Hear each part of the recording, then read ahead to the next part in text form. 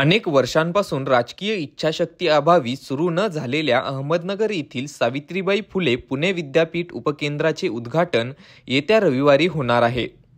राज्याचे उच्च व तंत्र शिक्षण मंत्री चंद्रकांत पाटील तसेच महसूल मंत्री तथा जिल्ह्याचे पालकमंत्री राधाकृष्ण विखे पाटील यांच्या शुभ हस्ते या इमारतीचे उद्घाटन होणार असल्याची माहिती आयोजन समितीचे अध्यक्ष डॉक्टर राजेंद्र विखे पाटील यांनी पत्रकार परिषदेत दिली।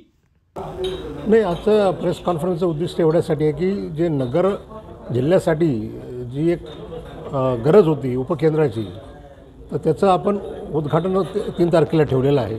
आणि प्रेसला एवढ्यासाठी बोलवलं की आपणच लोक आहात की ज्यांच्या माध्यमातून हे कानाकोपऱ्यामध्ये लोकांना, सर्वसामान्य विद्यार्थ्यांना आणि लोकांना एक मेसेज जातो की ह्या जिल्ह्यात काय नवीन प्रोजेक्ट उभा राहिला तो, म्हणून ही प्रेस कॉन्फरन्स घ्यायचा हा उद्दिष्ट होता। आणि आपण जी प्रेस नोट बघितली असेल, वाचली असेल, त्याच्यात आम्हाला आपण काय करणार आहोत त्याच्यामध्ये, आणि इथेसुद्धा मी तुम्हाला ब्रीफ केलं की साधारण काय करणार आहोत आपण त्याच्यामध्ये, म्हणून ही प्रेस कॉन्फरन्स बोलवली आहे। विद्यार्थ्यांची सुविधा कशी असणार, कशा पद्धतीने काय काय वर्ग चालू करणार? सध्या आपण तिथं डाटा सायन्स सुरू करतो आहे, आपण त्याची लायब्ररी पण आपली आता उभं राहील त्याच्यामध्ये। नंतर पुढे जाऊन आपण आर्टिफिशियल इंटेलिजन्सचा कोर्स आपण सुरू करतो आहे। आणि जसं सांगितल्याप्रमाणे आता जर्मन लँग्वेजचा जो कोर्स आहे 6 महिन्याचा सर्टिफिकेट, तो आपण इंजिनिअरिंगच्या विद्यार्थ्यांना आपण तो सुरू करत आहोत। कारण राज्य शासनाचे आणि जर्मन गव्हर्नमेंटची जे ॲग्रीमेंट झालं की त्यांना स्टुडंटची गरज आहे, आणि आपल्याला विद्यापीठाने पण सांगितलं की तुम्ही पण लवकर सुरू करायचे की जेणेकरून इथून मुलांना तिकडे नोकरी मिळेल तसं। पण आपण तो पण एक प्रोजेक्ट हाती घेतलेला आहे आपण, कारण ते शिकवणाऱ्या ज्या मुली आहेत तिथे जे शिक्षक ते आपल्या नगर जिल्ह्यातलीच आहेत। ते जर्मन चालू करणार आहे, इतर बी काही नाही, सध्या तरी आपण जर्मन करूया आणि नंतर मग जशी गरज वासेल तसं करूया। कारण कसं असतं, फॉरेन लँग्वेजचा विषय असं किंवा त्याचा पुढे त्याचा उपयोग पण झाला पाहिजे, त्याला कुठले कोर्स सुरू करायचे काय नाही, त्याचा पुढे त्याचा उपयोग झाला पाहिजे आणि विद्यार्थी पण आले पाहिजे तेवढ्यासाठी। आता डाटा सायन्सचं काय? डाटा सायन्स हा कॉम्प्युटरचा कोर्स आहे, 4 वर्षाचा कोर्स आहे की याच्यामध्ये जे नवीन तंत्रज्ञान जे येतं कॉम्प्युटरमध्ये डाटा सायन्स, तर ते आपण त्या मुलांना शिकवणार। इथं आपल्याकडे सध्या कुठंच नाही येतो, म्हणून नवीन कोर्स आपण तो सुरू करत आहोत आपण। याला विद्यापीठाकडनं सुद्धा त्याला बरेच हे परवानगी घ्यावं लागली, त्याला AICTEची पण मान्यता आहे त्याला। आता काय झालं, नवीन पहिले नव्हतं, पण आता AICTE नवीन नेम टाकलं की तुम्हाला सगळ्याच गोष्टीला परमिशन घ्यावं लागते, म्हणून आपण तो त्याला वेळ लागला सुरू करायला। किती तारखेला उद्घाटन? उद्घाटन आपण रविवारी 3 तारखेला सकाळी 10 वाजता ठेवलेलं आहे, 10:30 होतीलच।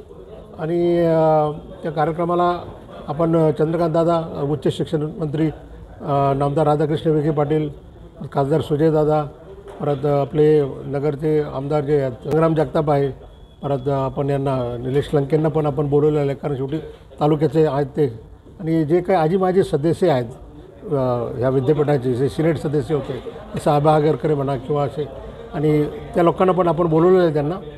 आणि पुणे विद्यापीठाच्या मॅनेजमेंट काउन्सिलला बोलवलेलं आहे, कुलगुरू येणार आहेत, उपकुलगुरू येणार आहेत, रजिस्ट्रार येणार आहेत। एक मोठा कार्यक्रम आपण ठेवलेला आहे की जेणेकरून हा मेसेज सगळ्यांना जाईल जिल्ह्यामध्ये आणि जिल्ह्याच्या बाहेर सुद्धा, की विद्यार्थ्यांना येण्यासाठी आपण बसेस सुरू करत आहोत विद्यापीठांच्या सहकार्याने आपण, की जे मोफत बस सर्व्हिस राहील ती।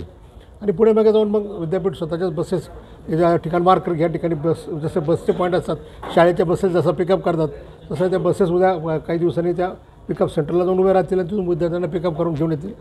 आणि मग गेले समजा 3 वर्षांनी जर हॉस्टेल जर उभे राहिले, तर मग ज्या मुलं बाहेरून येतात त्यांची राहायची व्यवस्था होऊन जाईल, मुलींची पण व्यवस्था आपण करतो। जागा खूप मोठी आहे आणि प्लेग्राऊंड पण आहे तिथे। या सगळ्या गोष्टी आता आपण फेज वाईज आपण करत आहोत।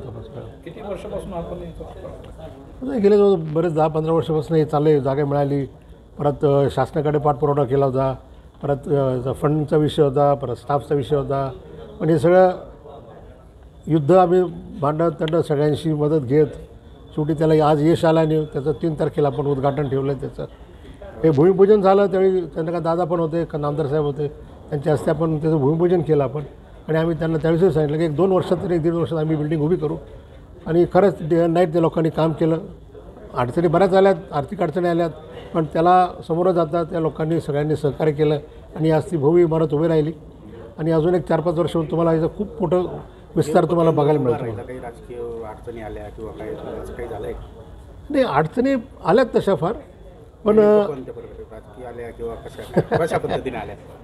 नाही, अडचणी इन द सेन्स किंवा या जागेचं म्हणजे भूमिपूजन म्हणून आपण बऱ्याच वेळा झालं, पण पुढे काहीच झालं नाही। आणि जे आत्ता जे भूमिपूजन झालं त्याच्यानंतर लगेच 1.5 वर्षात इमारत उभी राहिली, हा फरक आहे।